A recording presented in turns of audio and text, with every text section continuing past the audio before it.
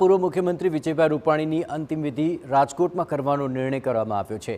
અમદાવાદમાં ડીએનએ મેચની પ્રક્રિયા ચાલી રહી છે અને એ પ્રક્રિયા પૂર્ણ થયા બાદ તેમના પાર્થિવ દેહને સોંપવામાં આવશે। આપણે જણાવીએ કે કમલેશ મીરાણી, પુષ્કર પટેલ, મનીષ રાડિયા સહિતના નેતાઓ તેમના નિવાસસ્થાને પહોંચ્યા હતા। વિજયભાઈ રૂપાણીની અંતિમ વિધિ રાજકોટમાં કરવાનો નિર્ણય કરાયો હતો। આ ઉપરાંત ડીએનએની કામગીરી પૂર્ણ થયા બાદ તેમના પાર્થિવ દેહને રાજકોટ લઈ જવામાં આવશે। વિજય રૂપાણીના નિવાસસ્થાન પર પાર્થિવ દેહને અંતિમ દર્શનાર્થે રાખવામાં આવશે। ત્યારબાદ નિવાસસ્થાનેથી રામનાથપરા સ્મશાન સુધી અંતિમ યાત્રા નીકળશે।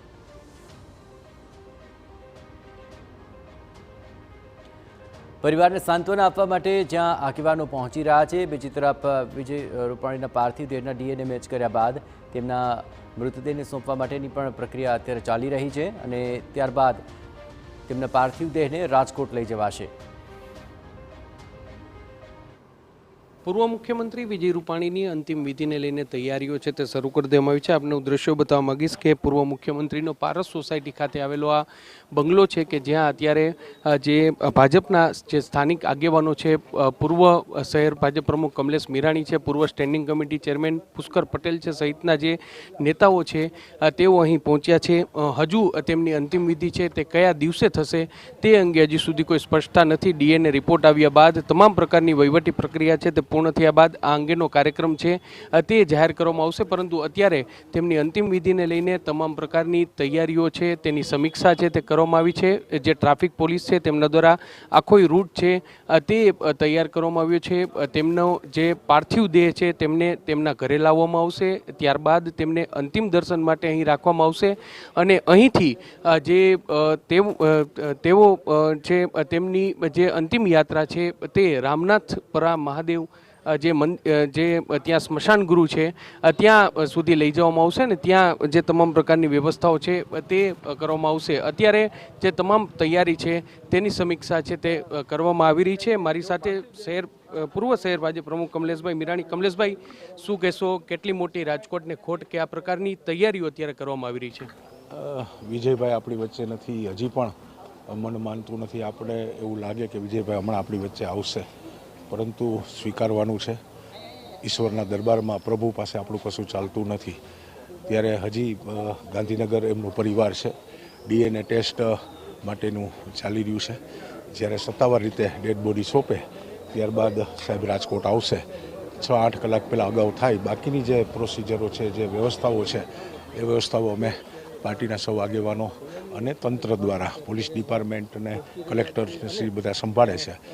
સ્વાભાવિક રીતે આવશે તો ગ્રીનલેન્ડ ચોકડીથી સાહેબને હોસ્પિટલ ચોક, હોસ્પિટલથી ચૌધરી હાઈસ્કૂલ, ચૌધરી હાઈસ્કૂલથી જિલ્લા પંચાયત ચોક, કિસાનપરા થઈ, રૈયા રોડ અંડરબ્રિજ થઈ, રૈયા ચોકડી હનુમાન મઢીથી એના નિવાસસ્થાને લઈ આવશું, ત્યાં દર્શનાર્થે રાખશું।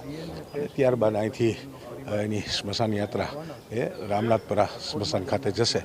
આ પ્રકારની જે વિધિ છે એ કરશું અને આવે પછી જે વારે એની શોકસભા રાખવાની થાય એ રેસકોર્સ ગ્રાઉન્ડ કવિ રમેશ પારેખ રંગ દર્શનમાં રાખવાનું વિચારેલ છે। કમલેશભાઈ, જ્યારે વિજયભાઈ મુખ્યમંત્રી હતા ત્યારે તમે રાજકોટના શહેર ભાજપ પ્રમુખ હતા, વર્ષોથી તેની સાથે કામ કરો છો। કોઈ એક એવો પ્રસંગ કે જે તમારી લાગણી સાથે જોડાયેલો હોય, વિજયભાઈ સાથે જોડાયેલો હોય? વિજયભાઈનું ઋણ મારી જિંદગીમાં ક્યારેય પણ હું ચૂકવી ન શકું। એટલા માટે મને યાદ છે કે 2017માં જ્યારે મારા દીકરા નાના રોહનનું રેલવે અકસ્માત થયું હતું, ત્યારે એ બચે એવી કોઈ શક્યતા નહોતી। ત્યારે સાહેબે બધી મહેનત કરી હતી, પોતાનો દીકરો હોય એ પ્રકારે સાહેબે મને મદદ કરી હતી। અને જ્યારે સ્ટર્લિંગમાં લઈ આવ્યા વેરાવળ ખાતેથી, ત્યારે બચે એમ હતો નહીં, તો એણે એવું કીધું કે કમલેશ તું સિમ્સમાં લેતો આવો।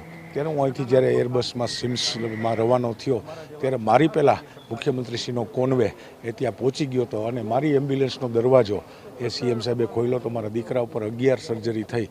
તો સાહેબ 2:30 વાગ્યા સુધી એક સામાન્ય પ્લાસ્ટિકની ચેરમાં મુખ્યમંત્રી નહીં પણ એક પરિવારના મોભી તરીકે બેઠા હતા। આજે હું સ્વીકારું છું કે મુખ્યમંત્રી હોવાને કારણે મેડિકલ ટીમ સજ્જ હતી, તંત્ર સજ્જ હતું, ડૉક્ટરોને પણ ત્યાં હાજર રાખવામાં આવ્યા હતા।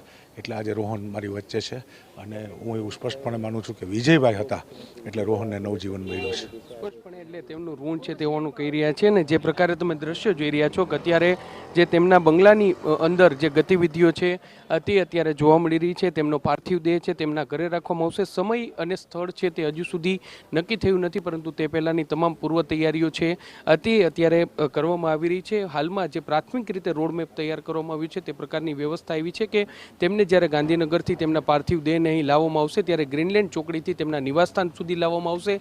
નિવાસસ્થાને અંતિમ દર્શન માટે રાખવામાં આવશે ને ત્યારબાદ જે રામનાથપરા સ્મશાન સુધી તેમનો પાર્થિવ દેહ છે લઈ જવામાં આવશે ને જ્યાં તેમને પંચમહાભૂતમાં વિલીન છે તે કરવામાં આવશે. તેમને અંતિમ વિદાય છે તે આપવામાં આવશે. સ્વાભાવિક રીતે તેમને જે તમામ જે ગાર્ડ ઓફ ઓનર છે તે આપવાનું છે ત્યારે તેને લઈને પણ વ્યવસ્થાઓ છે તે કરવામાં આવી રહી છે ને એટલા માટે જ જે ભાજપના આગેવાનો છે તેની સાથે સાથે જે વહીવટી વિભાગ છે તેમના દ્વારા પણ તમામ પ્રકારની તૈયારીઓ શરૂ કરી દેવામાં આવી છે. કેમેરા પર્સન ભાવેશ લશ્કરી સાથે મોહિત ભટ્ટ, TV9 રાજકોટ. સ્વર્ગીય વિજય રૂપાણીની